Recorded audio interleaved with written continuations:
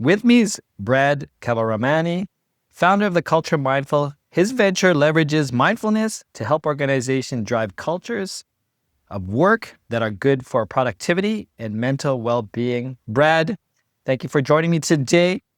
I guess just to get started, what inspired you to integrate mindfulness into entrepreneurship? Great question.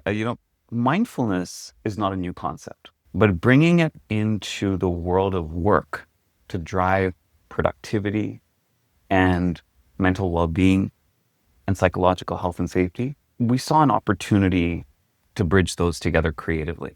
I'm a big fan of balancing productivity and wellness. I believe those two go hand in hand. And I basically saw a gap in the marketplace. I think, organizations are so focused on productivity, which is a great thing, don't get me wrong, but I think sometimes their wellness strategy can come second to that.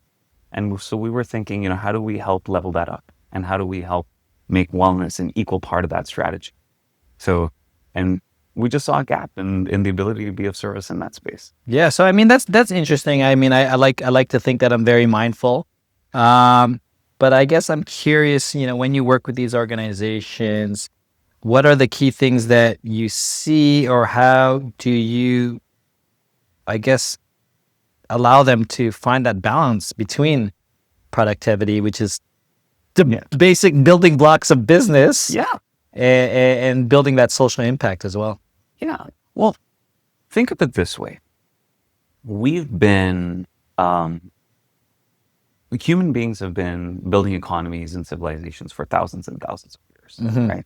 So we are, at today's day and age, we are really mature in terms of doing work in a way that recognizes physical safety. So for example, if we're building this building here that we're sitting in right now, if you think about the occupational health and safety protocols and practices and behaviors and the thought that we put into how we go about building buildings today, it's way advanced compared to where we were just actually 40, 50 years ago, right? Quite frankly. Yeah. So when you take that into organizations that are professional services, and if you start looking across the entire ecosystem, you start realizing that when they think about psychological health and safety, we're still evolving there. We're still kind of now, we're starting to advance in that space, and we're starting to become more perceptive of, what are the aspects of work that have the potential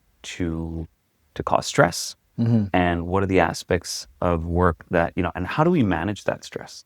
Like, what about that stress can we mitigate? What about that stress can we manage, right? And in order to have a healthy strategy that balances productivity and wellness, be it physical and mental, and psychological health and safety, you've got to start at the culture level, right? Because culture touches everything that you do in an organization. So hopefully, does that answer the question? Yeah, no, it's super interesting. And I know you and I could probably talk about this for a long time, to be honest. We could probably have a whole episode around this.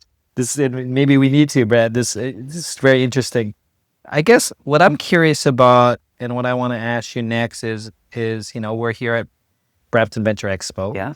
So I'd love it if you could share, how did the Brampton Venture Zone really support, a venture that goes beyond that traditional tech?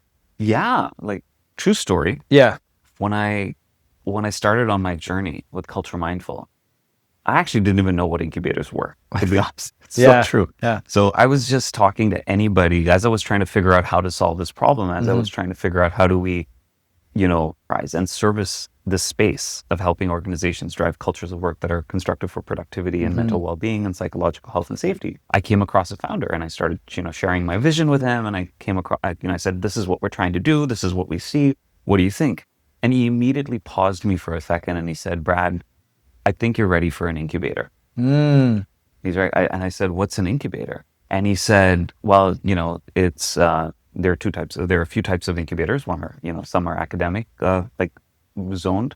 So for example, the Brampton Venture Zone is housed under Toronto Metropolitan University, which falls under an academic institution.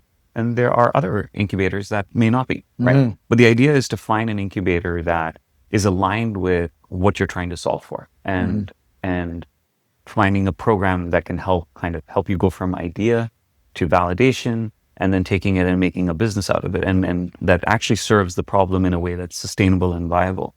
So the Brampton Venture Zone, I basically came across it as I was on LinkedIn, and then, there was a post saying, hey, here's an innovation challenge when we're calling for entrepreneurs that are looking to solve for these problems. And there were 5 problem sets at the time. And one of the problem sets was workforce productivity and mental well-being solutions. And so I applied with that, and that's how we got into the program. So that's just how I even found out about the Brampton Venture Zone and how I got into this world. And from a programming perspective, they were huge. Like, there was massive programming around initial product discovery, initial market discovery.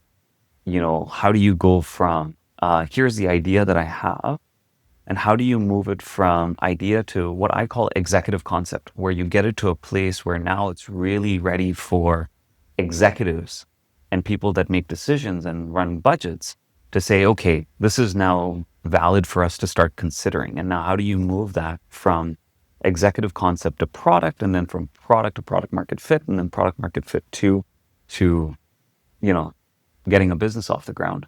So the Brampton Venture Zone programming basically walks you through that process, and they think about what you might need to what you might need to execute along that journey, and then they help figure out what capabilities we need to help you develop. And so that's been very helpful with the program. So, product research, market research, that kind of stuff was really, really helpful, quite frankly, in the early days. Yeah, so it's really interesting, your story, especially where you're an entrepreneur, you're getting out there, you're speaking, you find this need and this service that you want to bring to the world. Yes. And then you meet Brampton Venture Zone. Yeah. How much further did they help you not only validate what you were doing into this socially driven venture, and maybe how did the community really help you articulate that business side of mindfulness? Oh, absolutely. It was very instrumental, right? So I would say the quality of, and our understanding of the problem that we wanted to solve actually was improved by the time we got through the program. Sure. Right? Yeah. By having the industry discovery calls with the partners, and having deep conversations with them around their pain points, and here's the data that we see, what is the data that they see. I think our language around the problem that we're trying to solve got better, and the process, the programming, helped us do that. The programming that they put together is what allowed us to develop that capability and improve our language around that. So I remember, for example, explaining what problem we were solving for before we got into the incubator. And I remember how we articulated our problem that we're solving for after we were done with the program. It was night and day. Wow, that'd be a nice meme card almost on the internet. Oh, absolutely. Absolutely. That's great. So, I mean, it sounds very instrumental in terms of really helping you not only get clarity in terms of you, the business, language.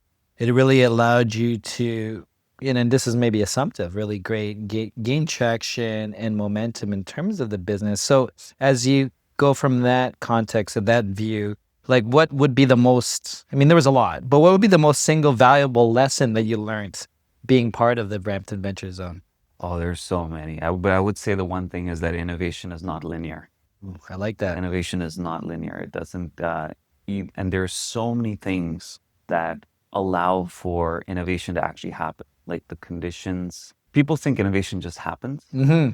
It doesn't just happen. There are so many things in play that allow an idea to go from an idea to, yep, this meets the needs of where we are right now. And, this is the work that is required in order to actually make that change and make that impact. So it's not linear.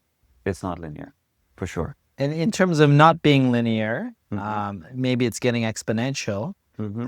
How has it really, or being part of the community, or maybe conversations, collisions, and just being within this ecosystem, how does it now, thinking about the growth, the trajectory of you and the company now? We're still early days, right? So I think there's still a lot more work to be done. So a lot of the work that we do is influenced by legislation to a certain degree, policies, research data and stuff like that. And that's the fun game that you learn, which is like, where does legislation, where does policy help what you're trying to do? Yeah. Or where does the lack of it actually slow things down? And just because there's no legislation, does that mean we shouldn't be doing this work kind of thing, right? Right. So I would say there's still a lot more work to be done. Sure. Yeah. But in terms of growing and being part of the ecosystem, I think is in alignment with your question is being able to connect the dots better and seeing how we can make that change happen better.